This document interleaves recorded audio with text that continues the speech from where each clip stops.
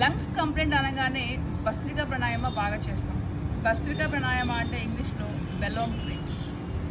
Lungs అంటేనే భస్త్రిక అంటేనే lungs అంటాం. కానీ కొంత లంగ్స్లో ప్రాబ్లమ్స్ సివియర్గా ఉన్నప్పుడు, స్టేజెస్ దాటినప్పుడు, కొన్ని అడ్వాన్స్డ్ కేటగిరీ ప్రాబ్లమ్స్ ఉన్నప్పుడు మాత్రం ఫుల్లీ ఎగ్జామ్షన్ ఉంది భస్త్రికా ప్రాణాయామం. మరి ఏం చేయాలి? ఆ కంప్లైంట్స్ ఉన్న వాళ్ళు సునాయాసముగా చంద్రవేది ప్రాణాయామం, సూర్యవేది ప్రాణాయామం, అనులోమ ప్రాణాయామం, హమ్మింగ్ డీప్ బ్రీత్ అంటే భ్రామరి ప్రాణాయామం, డీప్ బ్రీత్ అంటే ఉజ్జయిని ప్రాణాయామం ఇలా సునాయాసంగా చేసుకోవచ్చు. కపాలభాతి కూడా హార్ష్గా అలా కాకుండా స్మూత్గా యూజ్ చేసుకోవచ్చు. ఎక్కడ కూడా బాడీలో ఎక్స్ప్రెషన్ రేజ్ అవ్వకూడదు, మూమెంట్ రేజ్ అవ్వకూడదు, శ్వాసను కూడా బయటికి వదులుతున్నప్పుడు రేజ్గా ఫోర్స్గా వదలకూడదు. ఈ మూడు లేకుండా మనం ప్రాణాయామాలు చేసుకోవడం వరకు ఓకే.